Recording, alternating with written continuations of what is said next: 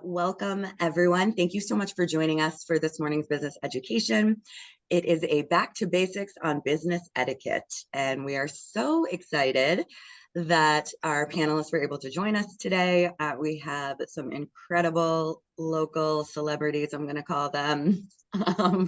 But joining us today, we have Wendy Hunt, President and CEO of the Greater Nashua Chamber of Commerce, Carol Baldwin, Executive Director of the Adult Learning Center, and Doreen Manetta, Senior Vice President for Enterprise Bank.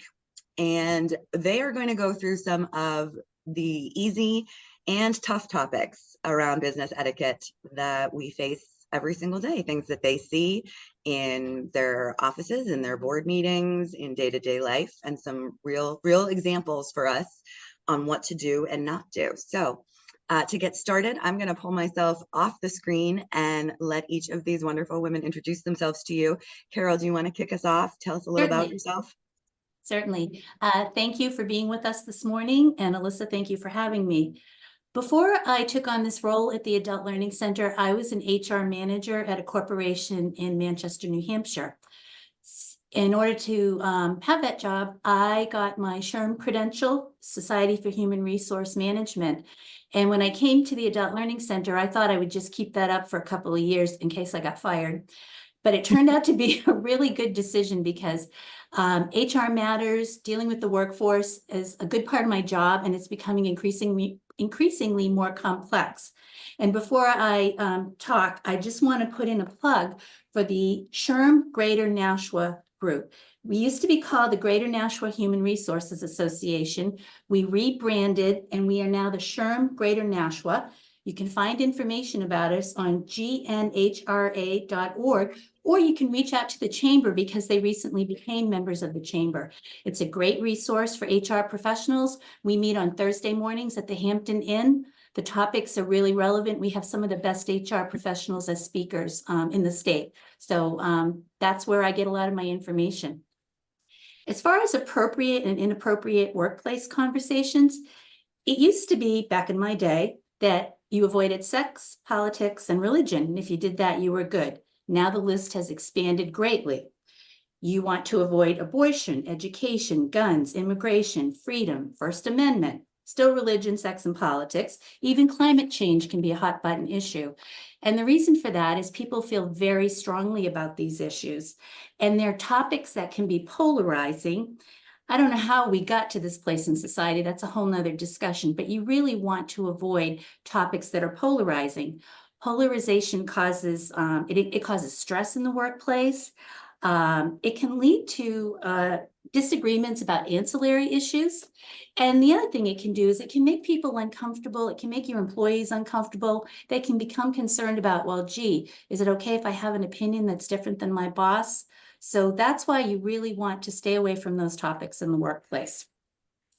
It goes without saying, I think, that bringing personal information, your personal life into your workplace, also not a good idea. That too is disruptive.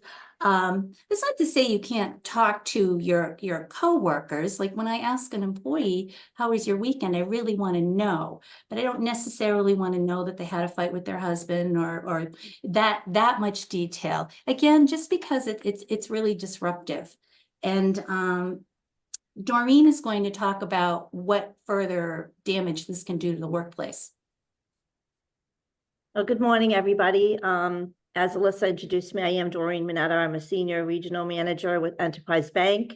I've been in the financial industry for about 50 years. I did start when I was a child. I'm in banking, obviously, and I started at entry level and worked my way up to a management position. Currently oversee 5 branches in the Nashua, Hudson, Londonderry, and Derry area. Have about 30 to 35 employees. So I work with a lot of different people, ethnicities, and I think it's very important to be able to be respectful and be open to hearing how people's views and how they see things.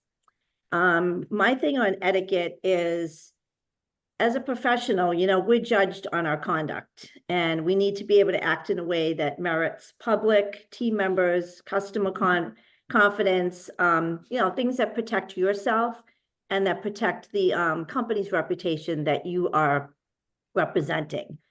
If not, I think what happens is you decrease a lot of collaboration between amongst yourself with team workers, which is very important. It can create a toxic environment and uncomfortable working conditions if you're not open to suggestions and hearing people and seeing them for their value. You can come off as being very unapproachable, which also shuts the door for things to be happening. You could get a loss of trust with your clients or your team members. I mean, things as simple as that.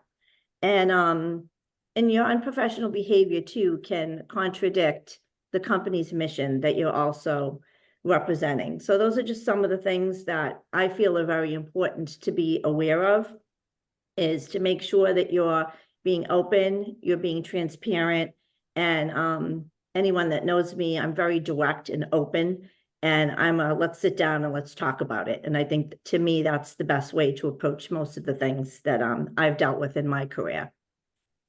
Thank you, Doreen. Wendy, why don't you, if you could, just share a little about yourself, and then I'd love to move the conversation from personal conversations in the workplace more into professional communication, you know, some of the do's and don'ts for meetings, emails, things like that. Sure. Many of you I know, I practiced law for quite a few years in Florida before staying home with children. My husband's a pilot, so we made that decision many years ago. Moved to New Hampshire 21 years ago, and as my kids got older, I got very involved in nonprofits. I started volunteering, and then I was asked to become an event and community development at one of our chamber members' opportunity networks, moved on to a Main Street organization, previously ran the Greater Merrimack-Sauhegan Valley Chamber of Commerce, and I've been with this chamber almost 4 years, and I have seen a lot of things throughout my career, be it in the law or be it in the nonprofit world. And this is a very social job, but the social part is also business related. So I would first start with emails. I learned many years ago the hard way that you do not send personal communications on your business email. I had an opinion about, and I'm just going to use myself as an example.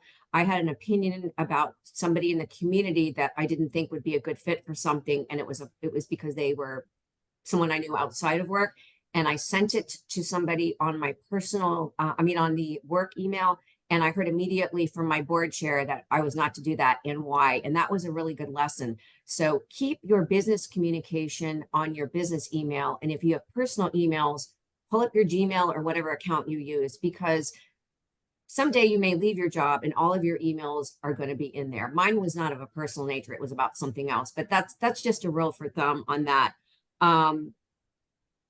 I think the other thing about emails, and I think all of us have either violated this little policy or been on the other end of it. Sometimes when you send an email, you may have a one-word question, or you want an answer, a yes or a no, what have you. And sometimes it takes days and days for somebody to contact you back about one thing. So I think it's always good to have in place with your staff or personally, even if you're running out of time at the end of the day, to acknowledge the receipt of someone's email and say, I'm very sorry, I ran out of time today. I will contact you about this matter before noon or whatever time you set for yourself before you leave that. I think another digital question is going to be about your social media. We have a policy in place about, hot topics that, I ask my staff, it's in our employee manual.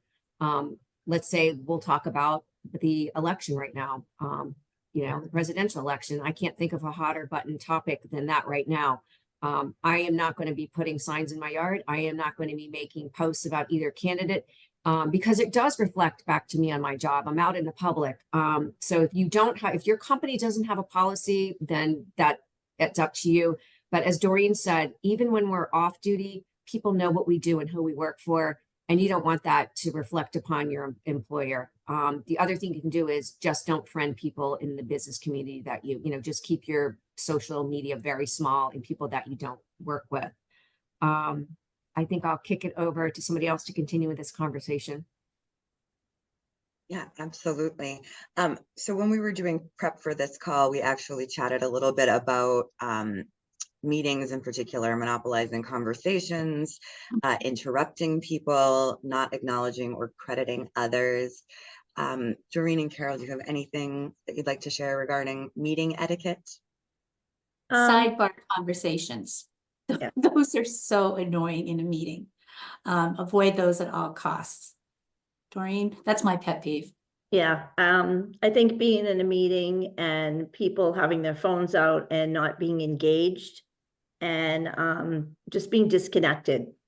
If you have a meeting and it's on your schedule, you know, put your phone on silence, turn it over. If there's an emergency that, you know, you have something coming in, at least let the meeting organizer know that you have something coming up if you have to step away. But it's been in many meetings where people are just so into their phones and not really acknowledging or listening to or engaging in the conversation or the input in the meeting, I think is just not a good practice. I agree. Especially if someone is speaking in front of a group, or even in just you know, 3-4 of us right now. If I were doing this, you know, it doesn't matter if it's in person or if it's on Zoom. We know if you're looking down, not paying attention to the speaker. And we all have busy schedules, and what we do is important. And so if we've set a meeting up or you've come to see a speaker, just be present for that amount of time. If it's true emergency, this is what we do with our Leadership Greater Nashua class. Step out of the classroom, step out of the office, wherever you are. If it's, you know, your sister's in labor or something, you know, but anything else can really wait. Absolutely. One of the things we also chatted about was, you know, both in-person and digital communications, being polite in using our pleases and thank yous, which seems like a silly thing, but how important that is. But additionally, addressing others respectfully, whether they are peers or superiors to you in your, you know, hierarchy at work. And Carol had a great story. I would love to hear your opinion on this, but also sharing your experience of your, you know, what happened and your reaction afterwards. Sure. I don't think I'm someone who's easily offended. Back in my day, the workforce wasn't as PC as it is today. So I've heard a lot, but I had gone across the street to Shaw's and made some purchases. And when I got to the cash register, first off, the cashier was standing there on his phone texting, which I thought was not appropriate. I waited till he was done, and then he rang up my items. And when he went to hand me my cash and my receipt, he just, the way he did it, he said, "Here you go, darling." And I was just so offended because I was old enough to be his grandmother, and that was not appropriate. I was going to speak to the manager, but then I turned around and she didn't look any older than he did. So I just decided to let it go. But I think of that every time I go to Shaw's. That was not appropriate. Absolutely. You know, we touched on cell phone usage a little bit during meetings, but, you know, as leaders in your industries and areas, you know, in general, what is your thought around cell phones at work? You know, we've talked about multitasking and using them during meetings and things like that. But, you know, where do cell phones fall? Because a lot of people, you know, require them. We're used to that constant contact now. So when is appropriate and when is not? And should you have a policy in place around that? I'll interject here. We do have a policy at the bank. Obviously, we are customer facing, and our customers are, you know, 100%. We should be giving our attention to it. We ask employees to make sure that their cell phones are not visible and that they are shut off during the day. If I have an employee that has a family situation or, you know, maybe children that may not be feeling well, they can leave it out of view and on vibrate. And, you know, if they need to make a call, they can just ask and they can step out to, you know, use the break room or outside if they want to. But we do have a policy that our customers come first. And there's nothing worse than walking in someplace and you're not acknowledged because somebody has their head down in their phone and not paying attention to the person that's coming in that needs help. Managers are allowed to keep their cell phones, we do have work phones, on their desks on vibrate. I myself, where I have 5 branches, I may not be in the office, so it's easy for me to be contacted on my cell phone. So a lot of my managers will reach me that way. But we do have a policy that, you know, phones should be away during work time and the customer is 100% the focus. I don't think we per se have a policy that I can think of at the chamber on cell phone usage. We often, because of all the committees we're on, I may, you know, and I think this is the reason, at my office, I don't see anybody abusing it where they're constantly watching reels or something, but we will often communicate with each other. Let's say Alyssa just took a group to do something and I have got to text her. So we don't necessarily park them for the day, but I think, we're so busy at the chamber. I think that people recognize that, you know, if four of us are doing something and you're watching reels, that's not going to be acceptable. And it has really not been a problem at our workplace. We also do not have a formal policy, but I think by modeling the behavior, I like to make it, I hope that I make it understood that I do have my phone on my desk all the time. My family knows not to call me unless it's an emergency. So on those rare occasions I do see a family member's name, I will say this has to be an emergency. If I happen to be waiting on an important call, I will say that at the meeting before it starts. I will say, I'm expecting an important call. I may have to step out. And I'm okay with if other employees do that as well. I get it. You can't always just call your doctor's office back, and children come first as well. But it really has not, I don't see it as a problem in my workplace. Alyssa, can I say one thing before we move on to the next topic? And it was about the in-person conversations and meetings about, you know, monopolizing conversations. We just touched on that a little bit. I think it's important when you're with a group of peers or even, you know, fellow staff members that you kind of read the room. To me, it doesn't matter if the CEO is in the room or if it's the, you know, receptionist. If you're having a team meeting or any type of meeting, read the room in that don't dominate the conversation. I think we've all been in meetings where somebody just seems to talk more than anyone else, like their opinions are more important. I don't know why they do it, but it does seem to annoy your coworkers, etc. So I would just be self-aware when you're at meetings. If you look around and you're the only person talking and you're not the, you know, leading the meeting, that maybe you're talking too much. Mhm. Good point. I like to look for the person who's not saying very much in the room and ask them. Sometimes that's all people need is just an opportunity. They won't necessarily jump in on their own. That topic came up at Leadership Greater Nashua during the retreat this year, and we discussed talk first people and talk most people. So, and self-awareness was a huge piece of that. So thank you for bringing it back to that, Wendy. This next section that we discussed, I kind of want to popcorn it, right? Because sometimes we have to have difficult conversations in the workplace around etiquette. There are some topics that are uncomfortable, kind of yucky to have to discuss, whether it's with a peer or an employee. So I'm going to throw out a topic, and I would love it if you ladies just shared the appropriate etiquette around it. Starting with physical contact in the workplace.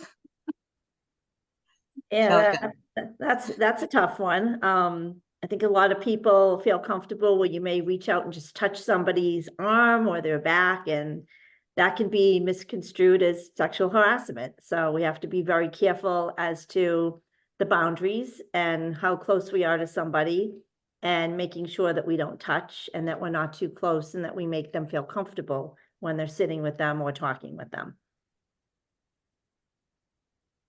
I agree. My husband is, he's very warm, and in his generation, you shook hands and you patted your colleagues on the back.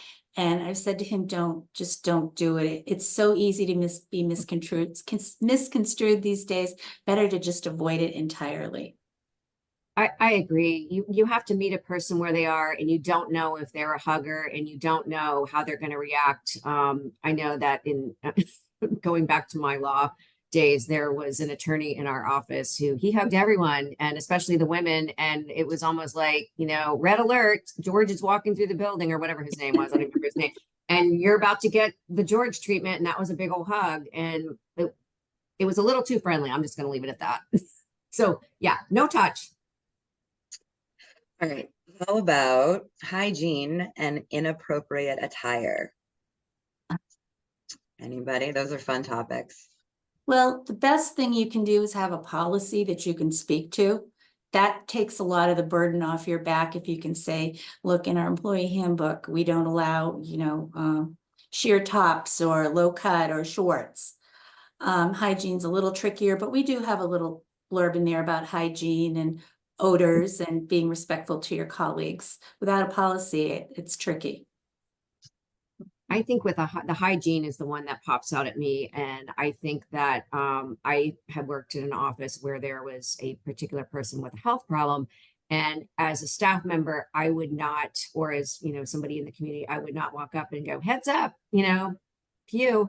That is an HR matter to me. And I would go to your boss or whoever the direct chain of command, because they should be the ones addressing it.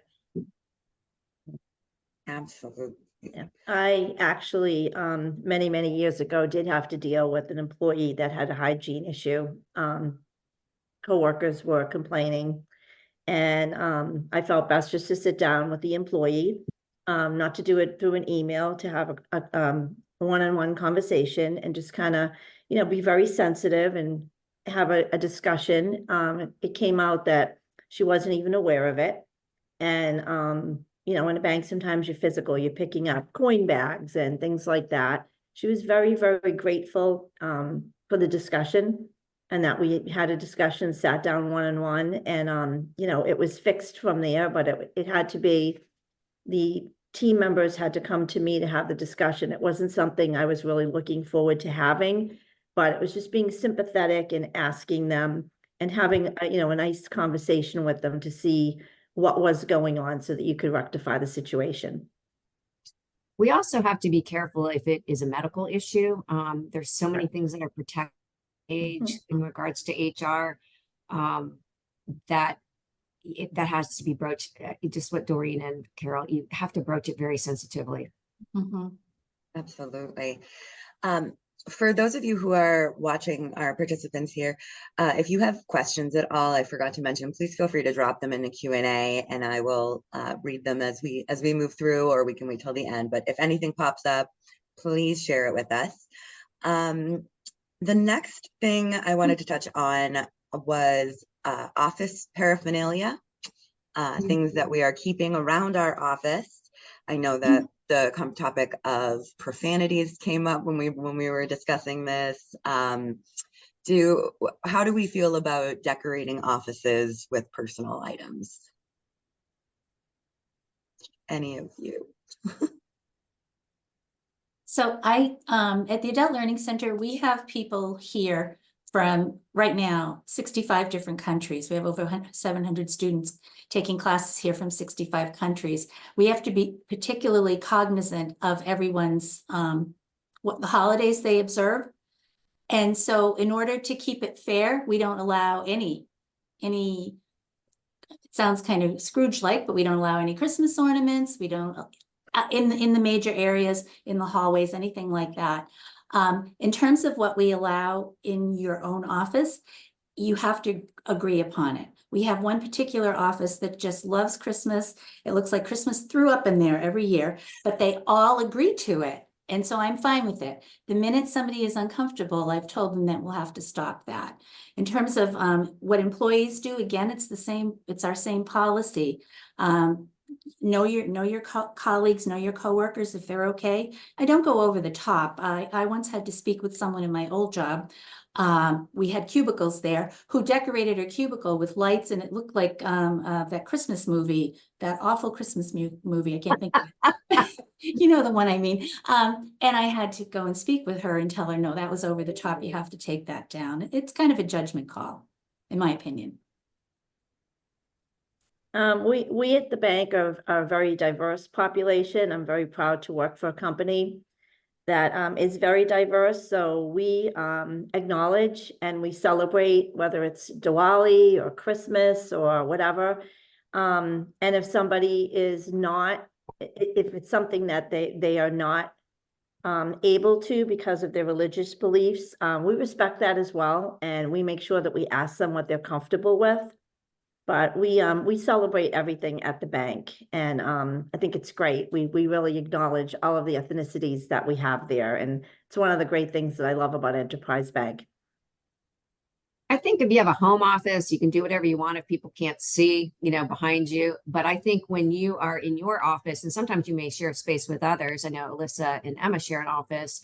And we always have people walking into the chamber because we're a membership service. We service our members. And so at any point in time, somebody may walk in my office and want to meet with me. And I should not have out anything that is going to be embarrassing or inappropriate. And I don't. I mean, if anything, I'm just a little messy. Alyssa's going to tell you that. I have piles of paper and I have my own organizational skills and I clean it up on Friday. But as far as anything vulgar or, things like that, I would just keep it out of the workplace.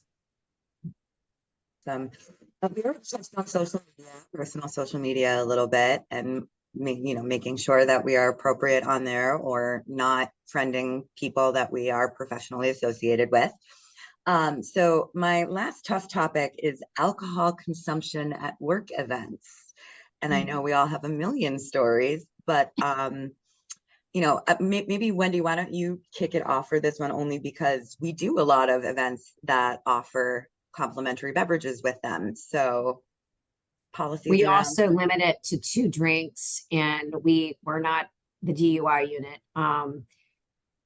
There have been occasions where people really throughout my career, not just in the chamber, have over imbibed. And we remember that person that, I'll give you an example. I just went to my daughter's Christmas party or holiday party. She's a chemist down in Boston. And I can tell you, nobody's going to forget the supervisor that fell on the dance floor to the DJ because he drank too much. And when you have to go back to work Monday and you see, and sometimes our parties involve clients or, business people that, you want to be connected in the community. I would just really, it's a business networking event with cocktails is not like going to your friend's house and doing shots or playing pong or whatever the games are. It's keep it business-like. You can be social, but, keep it under control. Doreen and Carol, anything to add? I think we've all seen in our lifetime where this is not a good practice. And as exactly what Wendy said, consuming too much alcohol at a business event or, around your work peers, you have to answer to that the next day. And it really tarnishes your company's reputation and yourself, and could really hinder your movement in the company and your career development. I don't have anything new to add other than you never forget that person that fell into the pool or danced on the table. You just don't, and that dogs them forever. So just don't do that. We too, any alcohol that we might have here, because we're a school, would be at an offsite, maybe at a restaurant, and then we don't come back to work. And that's fair. As I've gotten older, I know some of my friends and professional colleagues, we call it the hangxiety if you have too much to drink, because truly, even if you've only had a couple of glasses of wine at an event, there's still that fear the next day of, did I say something? Did I do something? So it's not worth it all the time. Right. So one of the things we also talked about is that, most organizations do have a clearly defined chain of command. And I think, sometimes that is not always followed. Perhaps people are not aware of it. So I'm curious what kind of etiquette issues you've experienced or seen around that topic. And additionally, how important is it to know who to go to for whatever issue you're facing, rather than just going right to the tippy top or something along those lines? Carol, do you want to kick it off? Sure. It's really important. We all have the roles that we have and the work that we have to do for a reason. And I had an incident recently, it was a couple of weeks ago. I was in my office, as I am here, on a webinar, not an interactive one like this, but I was listening, and an employee barged in and said, there's a student at the door that says they have an appointment with someone who's not here.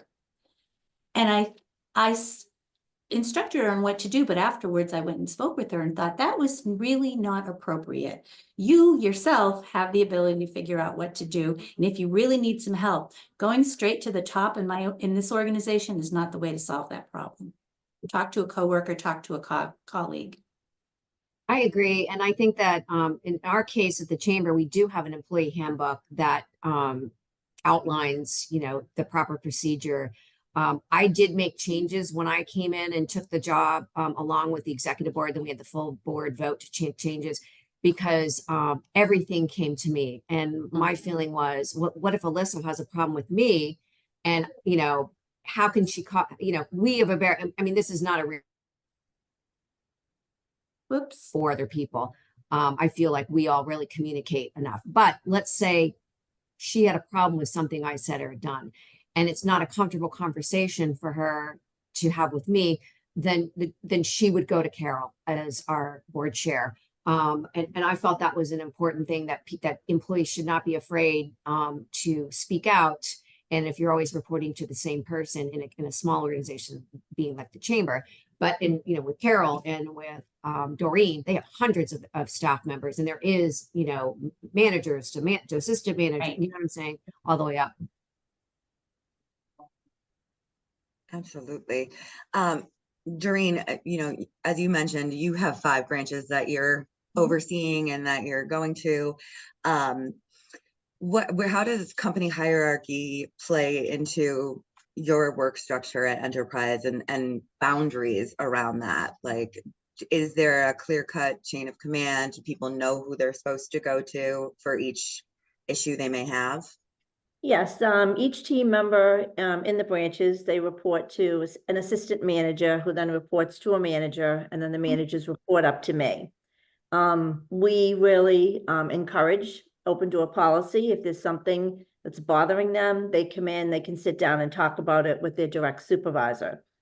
If they don't feel that they're getting what they need or the feedback or the correct answers, we allow them to go to the next one and all the way up. I mean, obviously, if it gets to me, then it's like, let's have a sit down. Let's all talk about this. What's going on? What are you feeling? What do you need?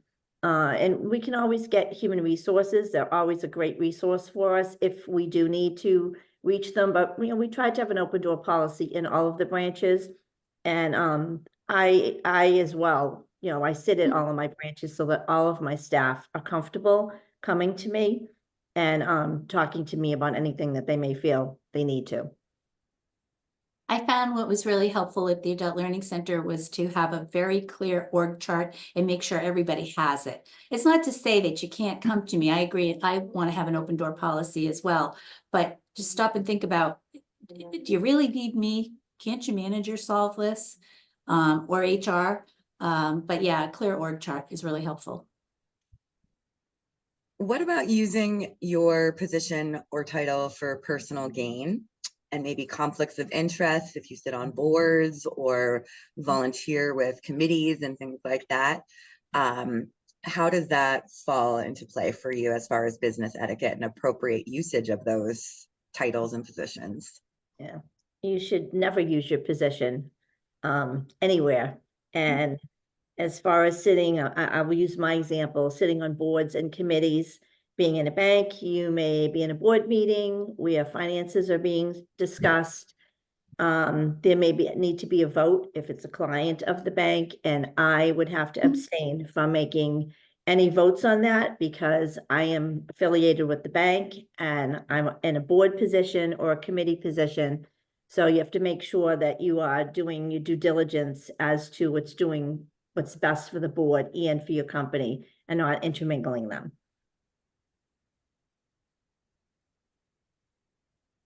Thank you, Doreen. All right, following along those lines, tardiness, leaving early, absences, no-shows, lack of follow-through, all big things. But I know that we all see this frequently in day-to-day, lack of follow-through on commitments, just perhaps leaving early without telling people or arriving late on a daily basis.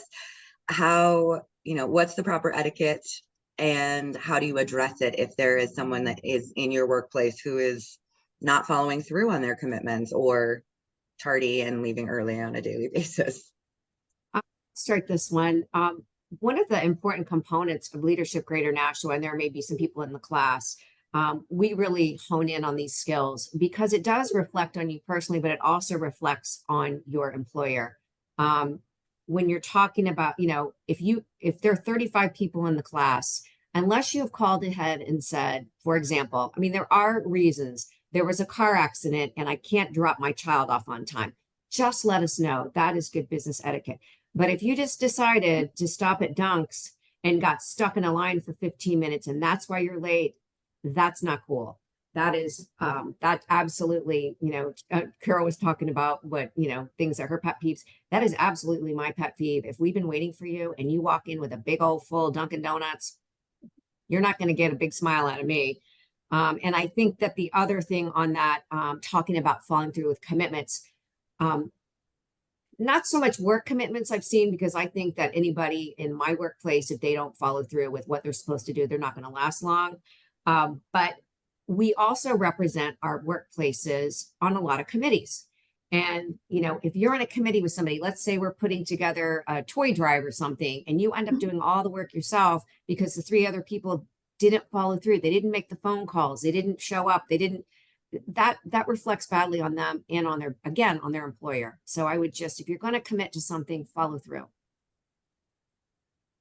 I agree. As someone who works with the board of directors, I think if a member of the board asks me for something, I'm going to do it as soon as possible because I understand that they're very busy and they don't have all the time in the world, and it's up to me to accommodate them as best I can.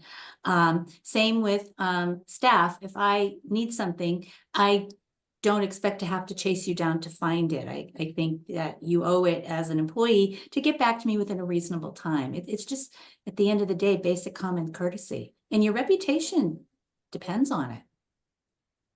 Yeah, and I think when we initially brought this topic up, we did talk about Leadership Greater Nashua a little bit, and we laughed at the fact that I was recently told my expectations were too high as far as commitments go. And I think for me, one of the biggest takeaways from you ladies was saying no is acceptable. If your plate is full, saying no, I'm not able to do that, because it's better to say no than to commit to something and not follow through on it and have it affect the whole group. So I think that is a huge piece of it.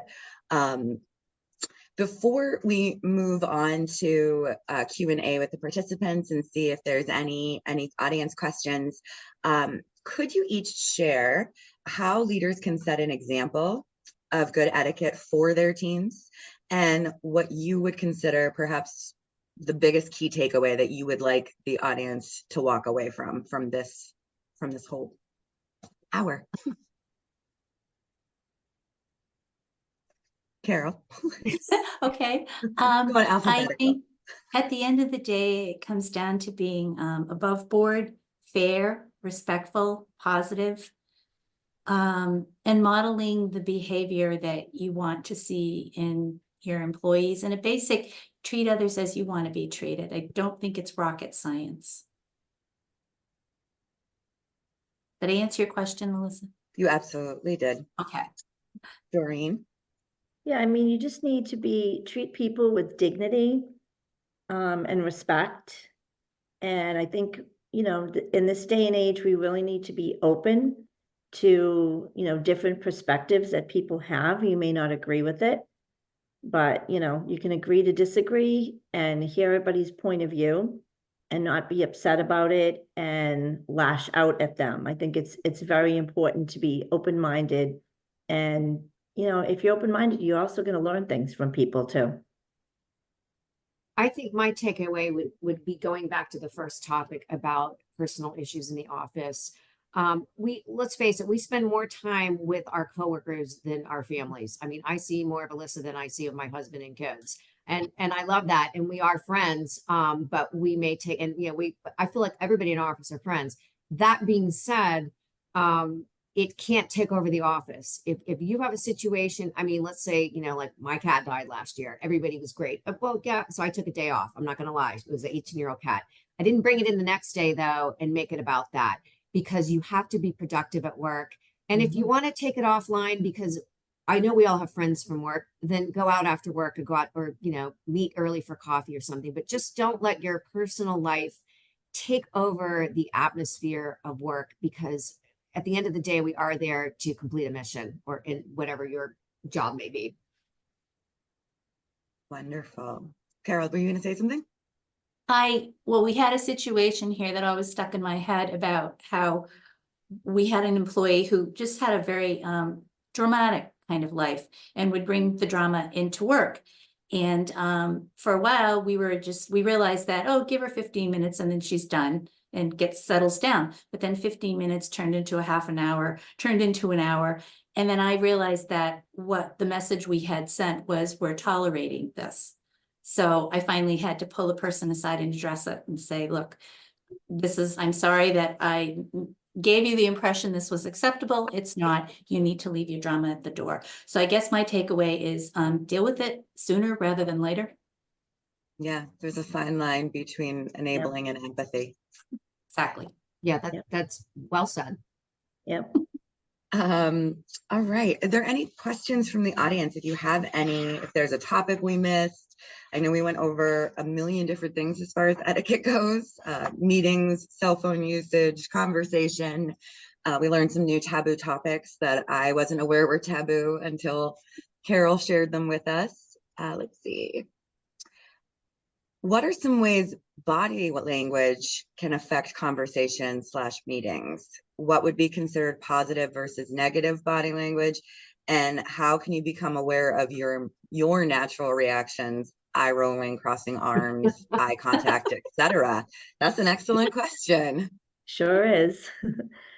I know that I have run into situations where back in my career, I did have someone that eye rolled all the time and had to have a conversation with her, didn't even realize she was doing it. So it was bringing it to the forefront and having a discussion.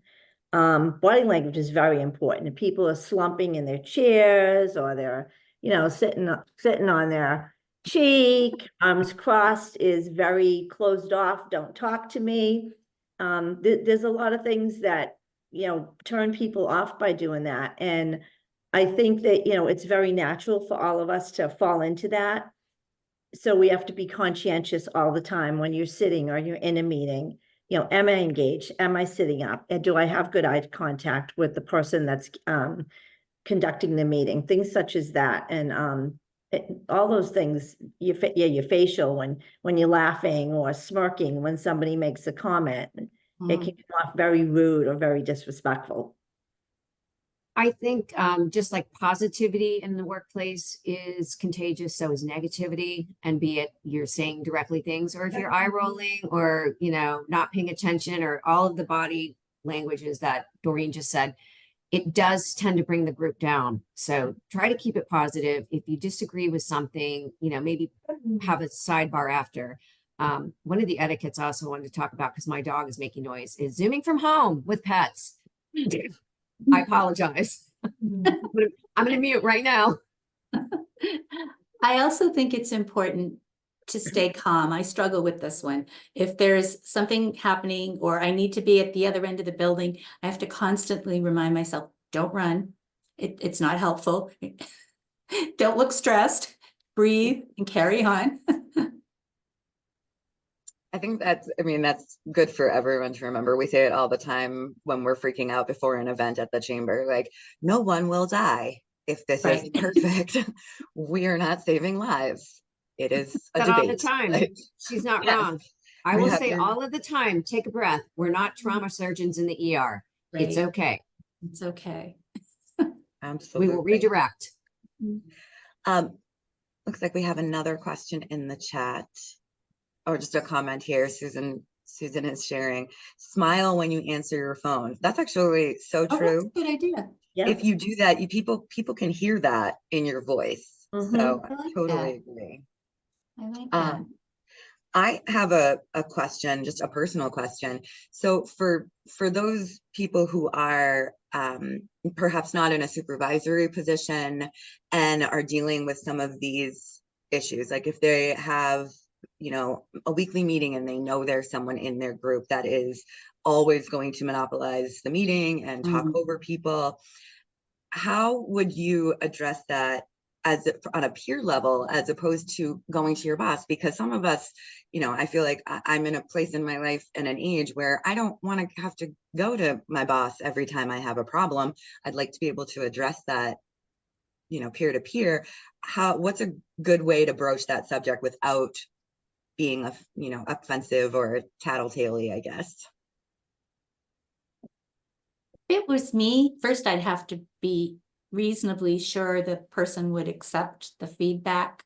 Okay, you can kind of tell if you know a person whether they're open to feedback. I would approach it with, are you aware that you are doing this? Are expressing this yourselves or monopolizing? Maybe they just don't know. That's a good point. But it's a tough one. Yeah, it's hard to not just, you know, we've talked about that chain of command and that hierarchy, but there are obviously some issues that, and you even said this, Carol, like you can manage yourself for some things.